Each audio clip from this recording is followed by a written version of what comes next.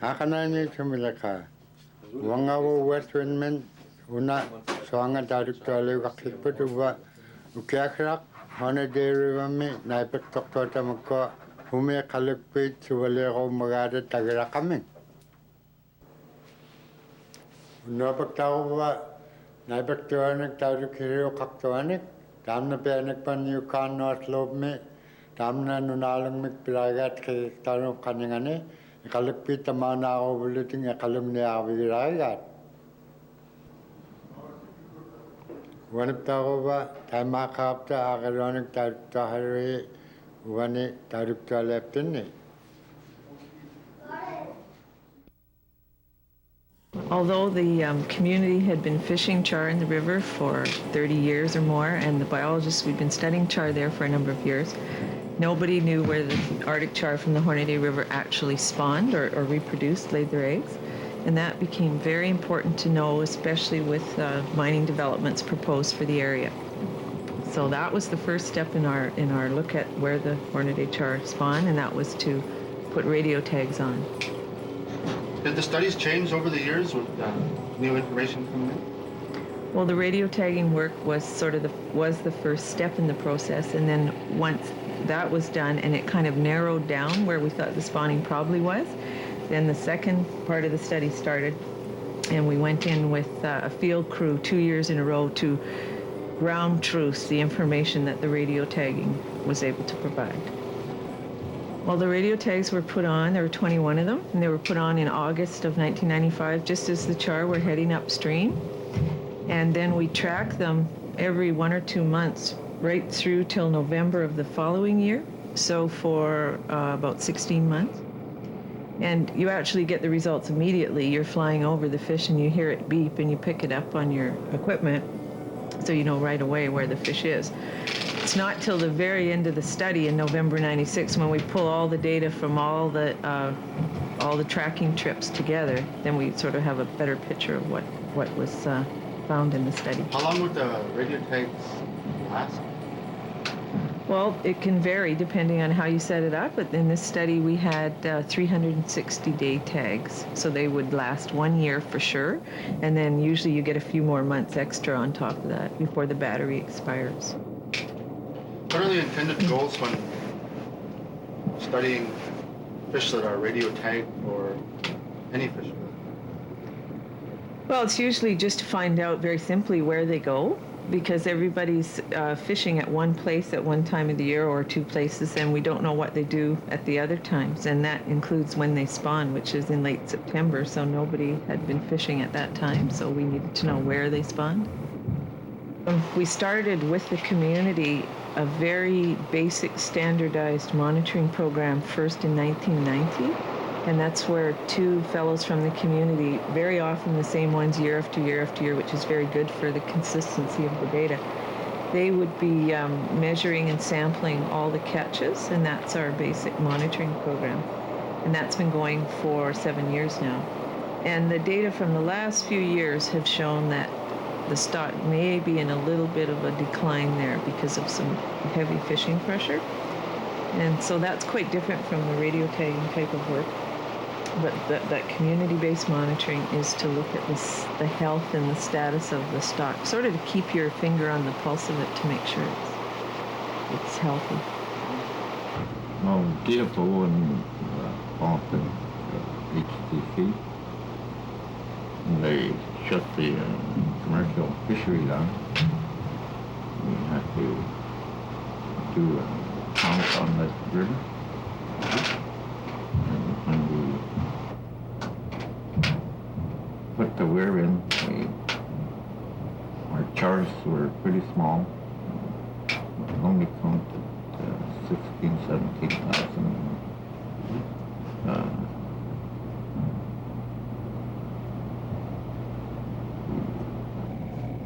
Kept working on that. Our fish were getting smaller. The HTC was a bit concerned about the size of the fish. It getting smaller. That's when they decided to. In the case of the work we've done at the Hornaday, we work very closely with the HTC, and they set up the projects from the groundwork of it, and the workers are hired locally in Paultech. And fisheries, we will be involved in the actual design of the study to make sure that what we get out of it at the other end will help us answer the questions we want to answer. And the funding comes through the Fisheries Joint Management Committee and other sources as well. So it's really a team effort by a lot of different groups to put this together, and we try to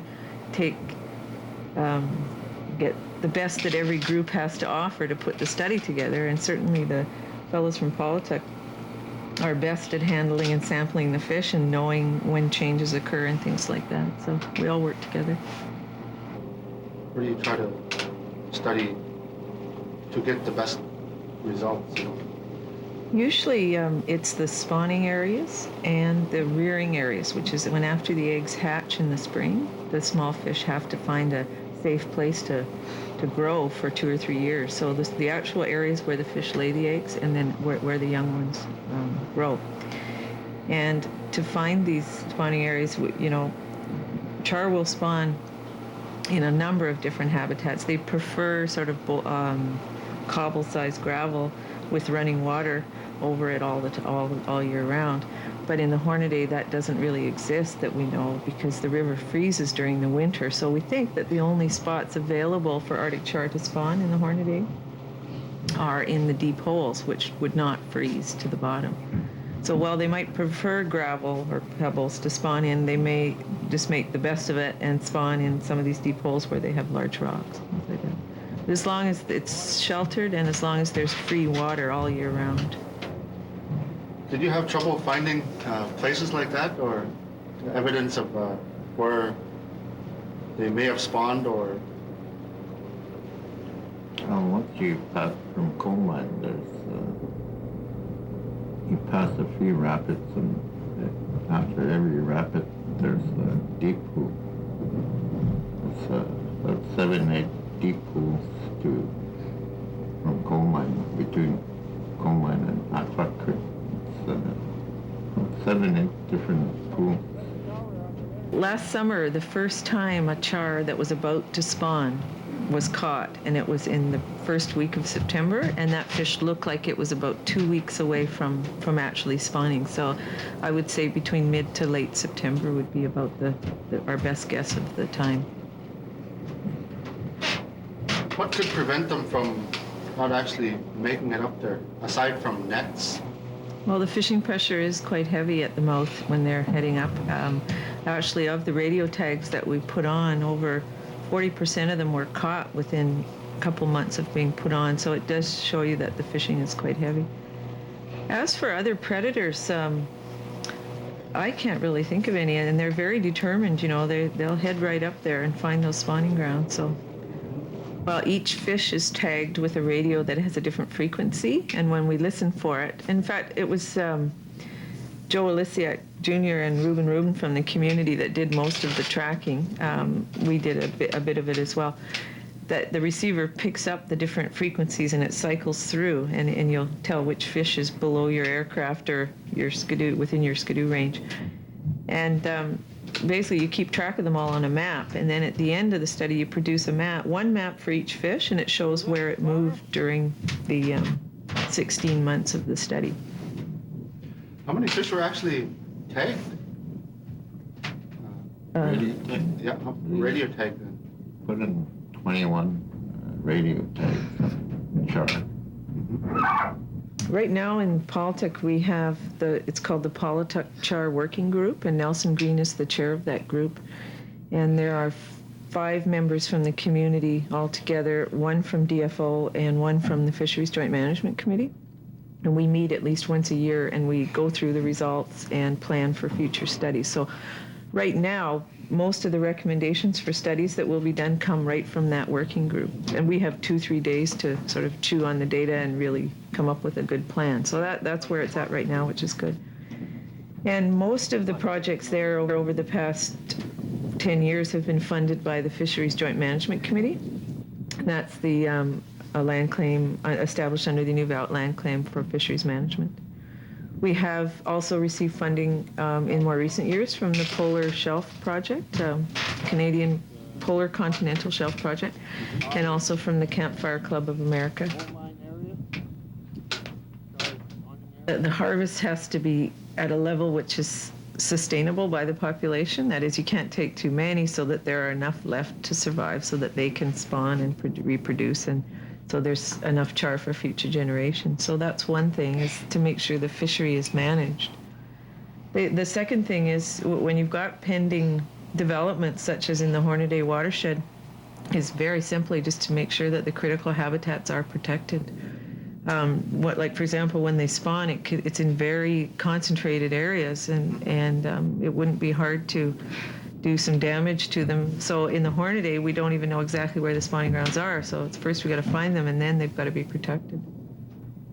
Did that come up as a main concern, because of development? But certainly my impression that 5 years ago, nobody was really too concerned about where they spawned, and that's the community. The message from the community then was, well, they spawn, they do their thing, they reproduce. Let's not worry about it, as long as they're not interfered with. But then when this mining development comes on the table, it becomes very important to find that out. So yes, I think that is driving a lot of our interest in where they spawn. Who funded this project that you did just this September? Well, we had 4 organizations involved. One is FJMC, the other is Polar Shelf, with their chopper, and Campfire Club, North America. We checked for the deep pools where the char was going to spawn and places like that. The spawning areas we were looking for was, we set nets and didn't spend too much time in the deep pools because we had quite a stretch to cover. Mm-hmm. Well, the results from this year showed that the base of the falls, Laurentier Falls, is a spawning habitat for Arctic char. So that's something that wasn't known for sure before, and so we have confirmed that. So part of our work for 98, I'm thinking, would be to go back and to do further work on the spawning grounds there, without disturbing the char or sampling more than 1 or 2 more, to actually get an estimate of the number of eggs that each female is laying, and pinpoint the timing a little closer, things like that. So that's for Laurentier Falls. Now the stretch of the Hornaday, which is shown in the video between Coal Mine and Acklack Creek, the radio tagging study implicated this area as spawning grounds. And as you can see from the video, it's very difficult to work in this area.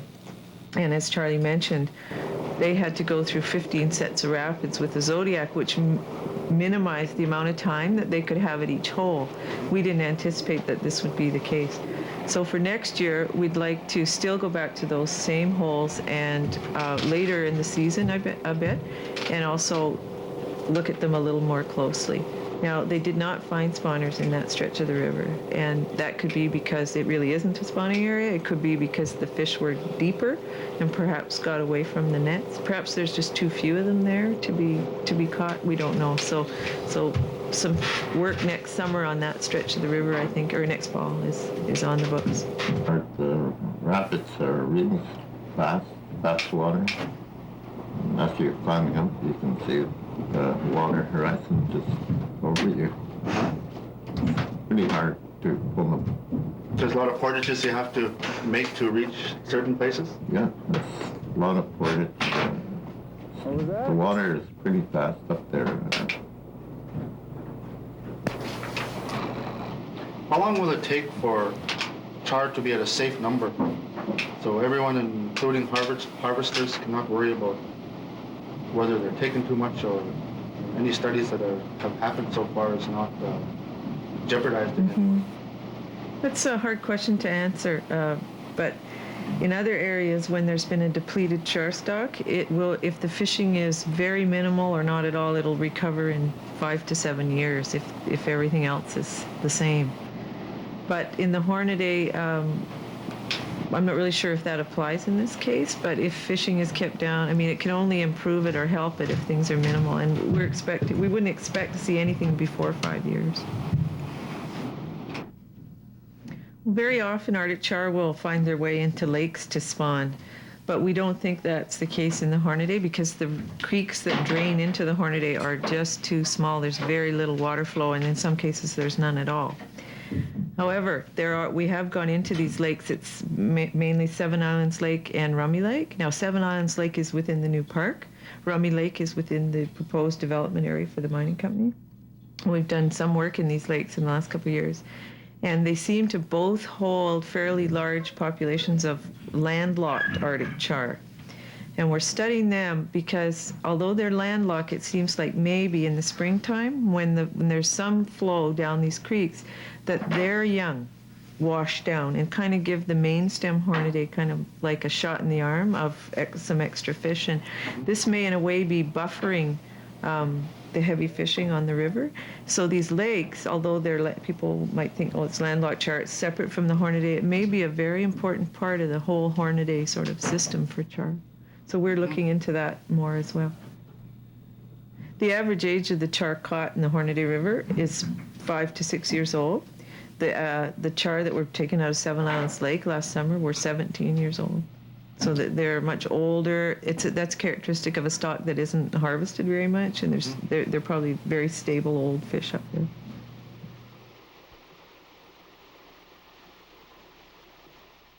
Going down to coal mine, the rapids water is really fast. How deep would this be about?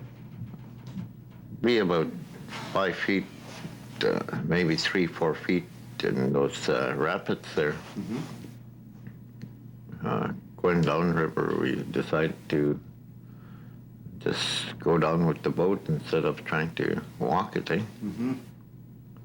It's pretty rough. When you ride it, it's fast. Yeah, it is. It's a stretch from coal mine to Aksa Creek. There's about 15 sets of rapids. Every second rapid, you hit a deep pool. We set that for 2-3 hours in each hole to see how much spawning char we could catch, but we had no luck. Maybe the net wasn't going down deep enough, or... How much work is involved? Like you mentioned, you set net for 3 hours or 4 hours, but that wasn't long enough? Yeah, it wasn't long enough to... the fish were probably going up the river yet, up the deep pools. If we had more time, maybe we could spend a day in each deep pool. Give us Yeah, more, I guess some fish are still on their way up, but if we spend a whole day in each deep pool, maybe it'd give us more information what we're looking for.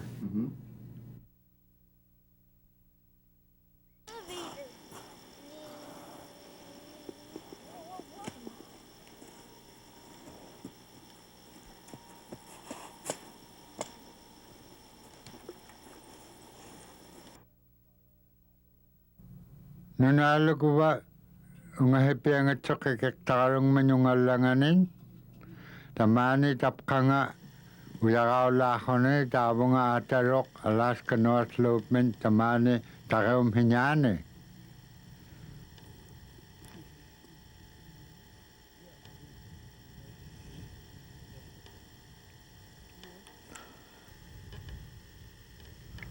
Kalukpi ba nakanyakaktot Suwalyo kaya ako tiglo tamani first milyo pabit milyo takpabungaglano umakamon kalukpi tamani hinyanin tautung nakorut kuramukha mata tamahin kuramata pe kakaliwit tamahin ningit kakaliwit tamna kubrak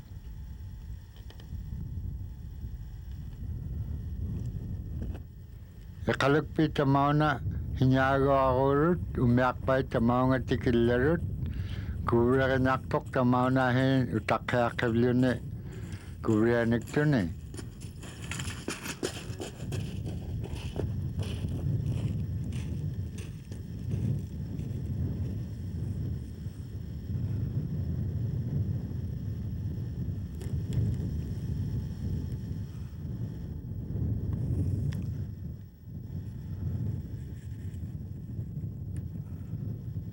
Kubriya kone taunungak pasaktune kubriya laichut ikalewit hinyago agulutin hinyano nahi kubriya kone ikalew manaktok tayo mahipi akalewit.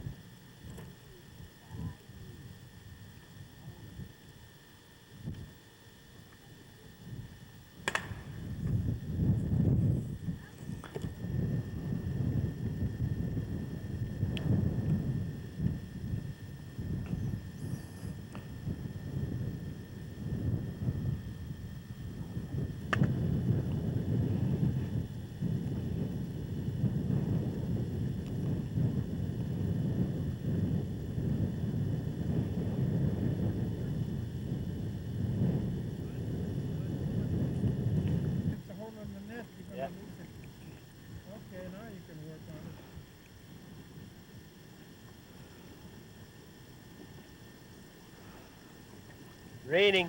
It's raining. Taman na nuna nakurok, kaluilyo, tingmaluilyo, tamaw na ako uluting nakurok, taman na nuna, tutulo, tamaw na ako ulut, tamani nuna me.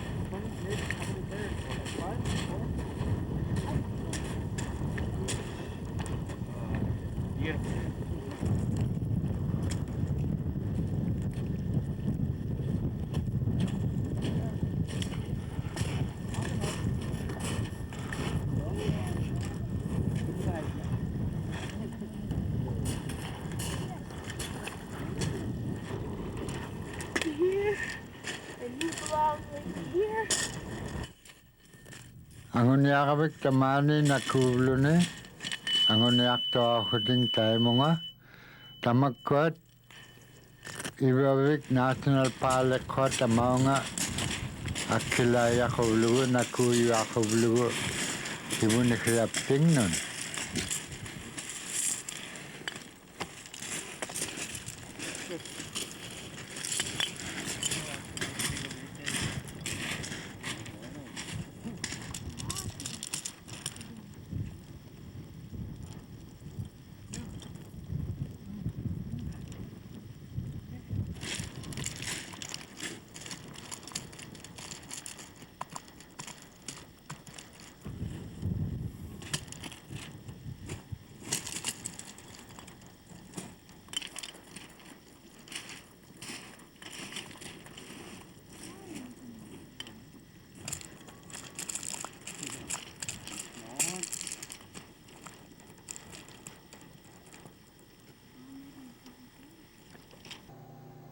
One of 1995 min malas kami Wainwright akelengit akelot tutok kamir.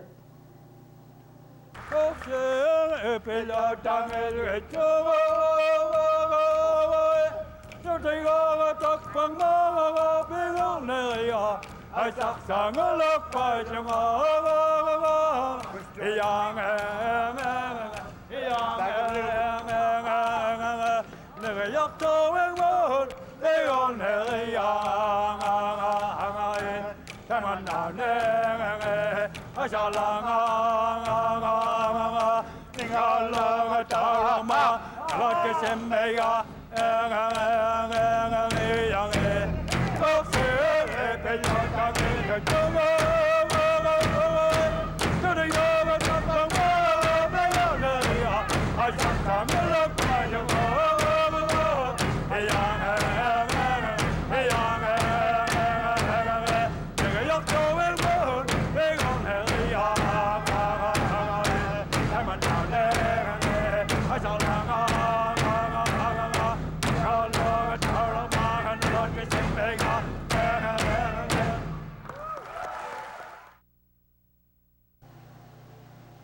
Wanip tawa baro last kami kuat nubo me takem miruat.